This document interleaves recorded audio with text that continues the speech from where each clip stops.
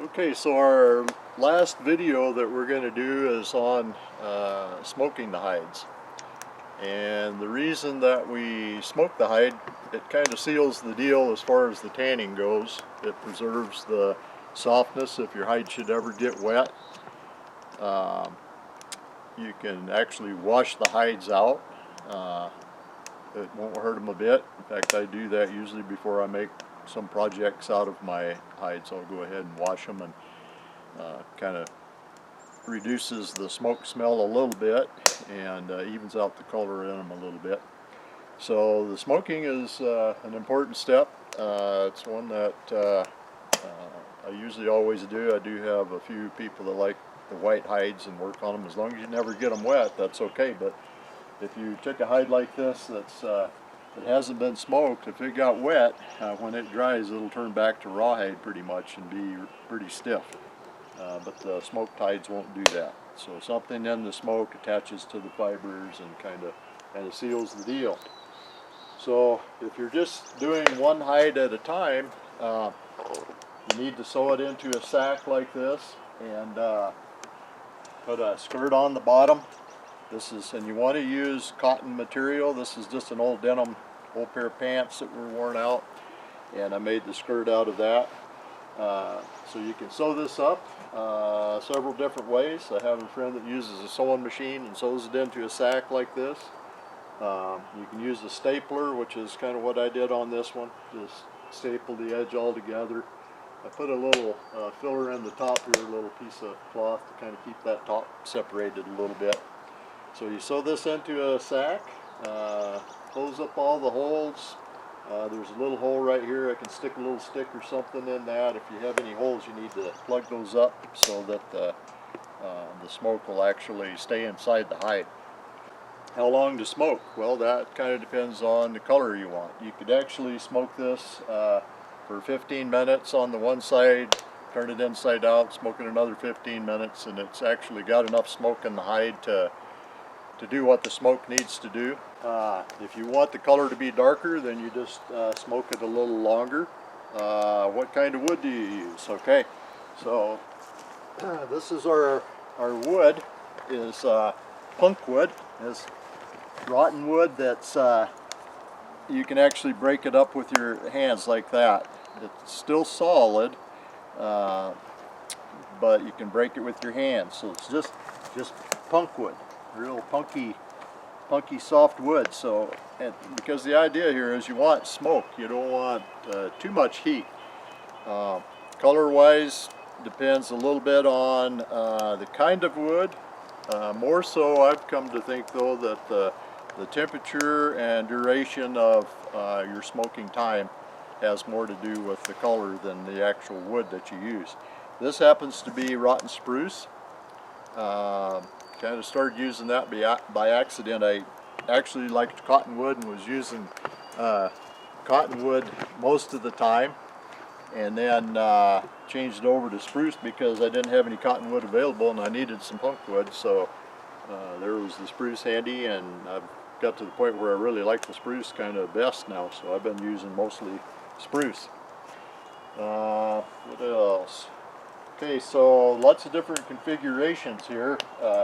I've got a 5-gallon bucket. I could actually just use the little hole that I dug in the ground there, but my skirt fits that bucket just right, so I'm going to use the bucket and pour some coals in there and then put the punk wood on. So you could actually, if you have two hides that are very similar, let's say I had another hide that was very similar size-wise to this one, and about the same thickness or weight of hide, then I could put those two together and do two at once. But for our demonstration purposes here, I had the one hide, and that's the one we're going to do. So let's see. So that skirt's going to fit right over the bucket after we put the coals in there, and then I'll show you a couple more little tricks here after we get going. Okay, so our coals are about ready now. I just start the coals in one of these charcoal starters, and just a few coals. You don't need a whole bunch, and I'm going to dump them in the bottom of my bucket here.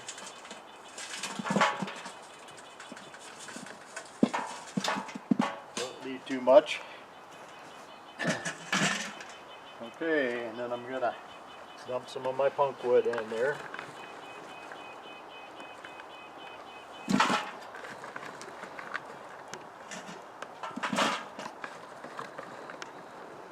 Couple of good handfuls there. Okay. And we're going to put our skirt over the bucket to catch that smoke.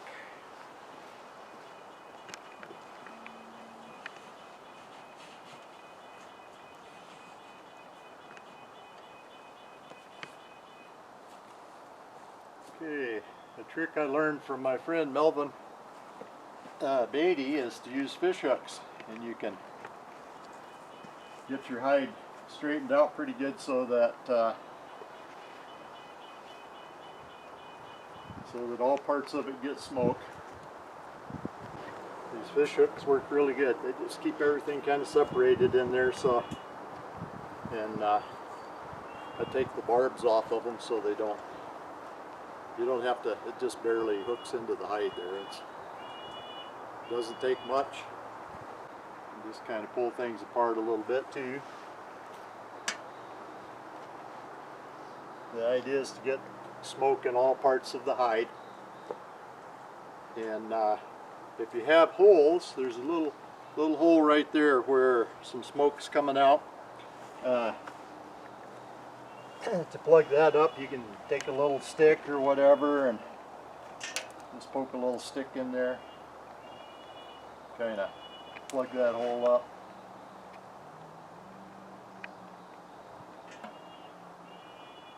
Something like that, just to kind of keep the smoke in there a little bit. Now, I mentioned using for the skirt, be sure you use cotton material. You don't want to use anything polyester that's real flammable.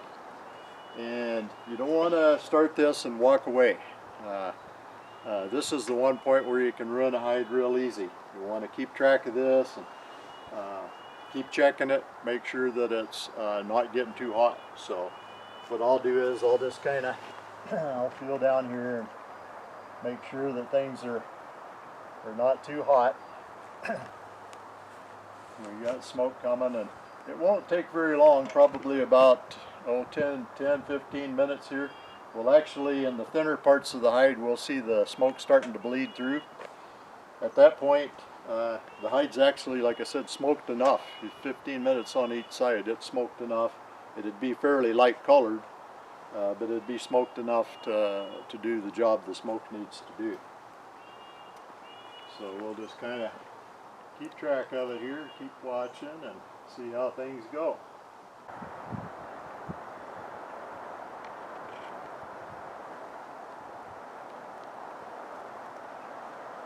So we've got smoke seeping through the thin areas here. You can see it turning browner right there. All of those thin areas like the flank, that smoke will come through pretty quick.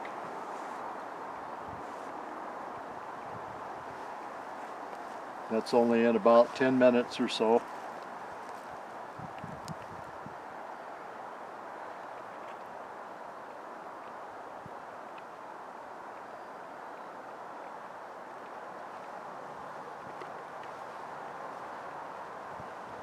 Okay, so we've probably been smoking for about 20 minutes or so, I would guess. The smoke's really coming through color-wise all over on the thin areas, and I looked inside, took the skirt off and added a little more punk wood and looked in there, and the color looks pretty good. So I think what we're going to do now is we're going to take it off, turn it inside out, and smoke the other side. I didn't mention this when I first started here, but after you get it sewed up and everything, I sew it up with the grain side, the hair side, inside to start with. I'm going to smoke that side first, and then go ahead and smoke the flesh side afterwards. So trying to get good color, color that I like on the grain side first. I'm going to get all smoky here. Oh, I think we got a nice color in there. That's looking good. Beautiful color. Okay. So that's only about 20 minutes of smoke there. Looks like we got nice even color. Turned out, wrong side out, right side out, whatever. Alright, so we're going to smoke this flesh side now for probably 15-20 minutes again, and our hide will be finished.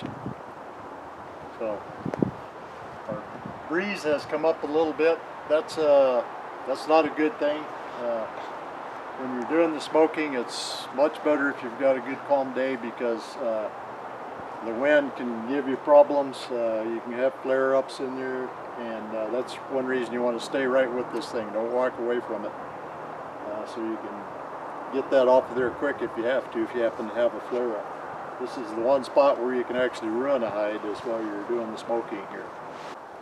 Okay, so we've smoked the hide for a total of probably 40 minutes altogether, about 20 minutes on the side you're looking at, and about another 20 minutes on the inside, and that's way more than enough smoke. But color-wise, I kind of wanted to get this nice buckskin color here, so I'm gonna get rid of my fish hooks, and we're gonna take it off of the smoke.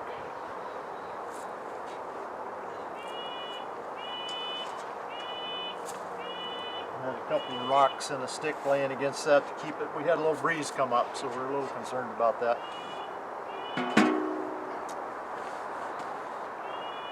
Okay, so here's what we're going to do now. I'll get over here so I'm in the video. So we're just going to rip the skirt off.